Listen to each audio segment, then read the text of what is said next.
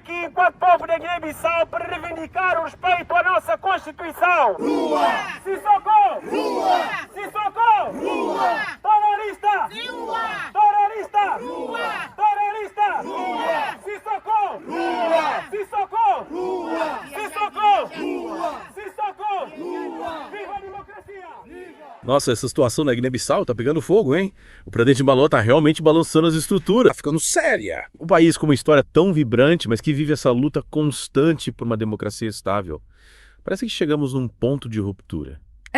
Principalmente agora que a missão da Serial se retirou, depois daquelas ameaças diretas do Embaló. Pois é, dia 1º de março, foi um recado forte, né? Dá pra sentir a tensão aumentando. Mas, e agora? Quais as implicações disso tudo pra Guiné-Bissau? Pra África Ocidental? E para a comunidade internacional.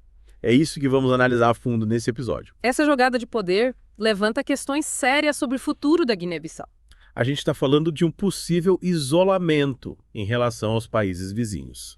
E até mesmo uma crise institucional completa. E olha, essa crise não está acontecendo só entre quatro paredes. A diáspora guineense está se manifestando em alto e bom som com protestos pipocando pelo mundo. Exatamente. Eles não estão nada satisfeitos com o governo Embaló. Eu não tenho medo de mostrar isso. Os protestos em Paris, por exemplo, onde eles exigem que a França retire a Legião de Honra do Embaló, são muito significativos. Mostra o quanto as pessoas estão indignadas. Eles estão basicamente dizendo, esse cara não representa os valores que essa honra simboliza. Ele está minando a democracia e os direitos humanos. É uma acusação séria. Realmente faz pensar sobre o peso dessas honrarias, né? Mas antes de nos aprofundarmos nisso, vamos voltar um pouco. Para quem precisa se atualizar, o que é CEDEAO? E o que eles estavam fazendo na Guiné-Bissau? A CEDEAO é a Comunidade Econômica dos Estados da África Ocidental. Uma organização importantíssima na região. É tipo um time de mediadores, sabe? Tentando manter a paz e promover a cooperação entre os países da África Ocidental. E na Guiné-Bissau? A missão deles era supervisionar a situação política, principalmente com essas eleições chegando. Eles queriam garantir que tudo fosse justo e transparente, evitando qualquer problema. Ou seja, quando o Embaló mandou a CEDEAO se afastar, ele não estava dispensando qualquer grupo aleatório. Ele estava rejeitando a autoridade de uma organização regional poderosa. Exato. E com todas as consequências que isso pode trazer. A CEDEAO não está lá só para conversar. Eles têm influência real, tanto política quanto economicamente. Ao afastá-los, o Embaló está arriscando muito. Pode significar menos apoio dos países vizinhos, menos acesso à ajuda e recursos. E, basicamente, muito mais dificuldade em lidar com essa situação já complicada. E tudo isso nos leva de volta à tensa disputa eleitoral que está no centro dessa crise. Com certeza. É como um impasse. De um lado, você tem a oposição dizendo que o mandato do Embaló acabou em 27 de fevereiro, tornando sua presidência ilegítima. E do outro? O Embaló se mantém firme, insistindo que seu mandato vai até setembro. Ele até marcou uma data para as eleições gerais, 30 de novembro. E é aqui que a coisa fica interessante. Ele fez esse anúncio da eleição completamente sozinho, sem nenhuma consulta à oposição. Isso com certeza vai causar atrito. No mínimo, né? A oposição tá vendo isso como uma tomada de poder descarada. Uma maneira do Embaló manipular o sistema e se manter no controle. E, honestamente, as preocupações deles não são infundadas. A CEDEAO estava tentando mediar, encontrar um terreno comum para essas eleições. Mas essa atitude do Embaló acabou com o processo. É quase como se ele estivesse desafiando todo mundo a enfrentá-lo. E aí, o que isso significa para o futuro da Guiné-Bissau? É só uma luta política pelo poder ou tem algo mais em jogo? Essa é a pergunta de $1 milhão. E para deixar tudo ainda mais intrigante, temos outro fator que está ficando difícil de ignorar. A Rússia. Ah, sim, o fator surpresa. Estamos vendo cada vez mais empresas russas aparecendo na Guiné-Bissau. Que definitivamente levanta algumas suspeitas. Uns dizem que isso é bom. Que talvez seja uma chance para a Guiné-Bissau atrair investimentos e impulsionar sua economia. Mas sejamos realistas. A Rússia não está fazendo isso por altruísmo. Eles têm seus próprios interesses. Estão fazendo movimentos estratégicos no tabuleiro global. E a Guiné-Bissau pode se tornar um peão valioso no jogo deles. Exatamente. Então não estamos falando apenas de uma crise política local. Isso está começando a parecer parte de uma história muito maior com implicações internacionais. É por aí. E aí que as coisas ficam realmente fascinantes. E um pouco preocupantes. Temos que nos perguntar, quanta influência a Rússia tem nas decisões do Embaló? Ele está jogando o jogo deles, mesmo que sem querer. E mais importante, o que tudo isso significa para o povo da Guiné-Bissau que está no meio disso tudo? É fácil a gente se perder nesse jogo geopolítico, mas no final das contas estão falando da vida real das pessoas. Todo esse rebuliço político, a saída da CEDEAO, a influência russa, o que isso significa para o cidadão comum da Guiné-Bissau? Essa é a pergunta crucial que não podemos esquecer. Imagine viver a Guiné-Bissau agora. A economia está instável, o cenário político é volátil e tem uma sensação constante de incerteza. As pessoas só estão tentando sobreviver, cuidar das suas famílias e ter esperança de um futuro melhor. É de partir o coração. Você mencionou as dificuldades econômicas. Isso está diretamente ligado à instabilidade política ou tem outros fatores em jogo? Bom, um pouco dos dois. A Guiné-Bissau já tem um longo histórico de desafios econômicos, mas essa crise política está piorando as coisas. Os investidores ficam nervosos quando a situação é imprevisível. As empresas hesitam em expandir. E quando a economia estagna. Quem sente mais o impacto é o povo. Sem falar no desgaste psicológico. Viver com essa sensação constante de incerteza, sem saber o que o futuro reserva. Isso também afeta o bem-estar mental das pessoas. Com certeza.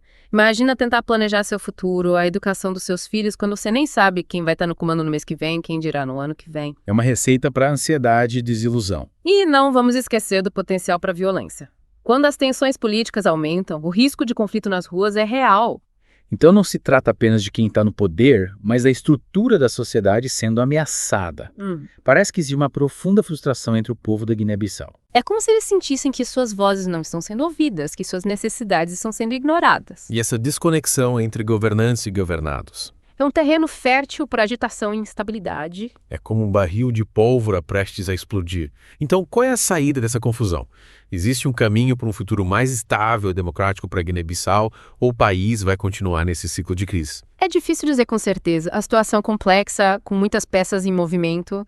Mas se a gente tentar encontrar um fio de esperança, eu diria que ele reside na resiliência do povo guinense. Ao longo da sua história, eles enfrentaram desafios incríveis do colonialismo à pobreza, passando por convulsões políticas. E eles sempre deram um jeito de se reerguer. Exato. Então você está dizendo que mesmo diante dessa crise, ainda há chance de mudança positiva. Que o povo da Guiné-Bissau tem o poder de moldar seu próprio destino. Eu acredito que sim. Não vai ser fácil, claro. Vai exigir coragem, determinação. E vontade de responsabilizar seus líderes. Se eles conseguirem se unir, canalizar a frustração para uma ação construtiva e exigir um sistema que funcione para todos, não apenas para a elite, aí sim, existe uma chance real de um futuro melhor. É inspirador ouvir isso, mesmo em meio a toda essa turbulência ainda há esperança. Mas também nos faz pensar, qual o papel da comunidade internacional em tudo isso? Eles podem fazer algo para ajudar ou são apenas espectadores assistindo a esse drama se desenrolar?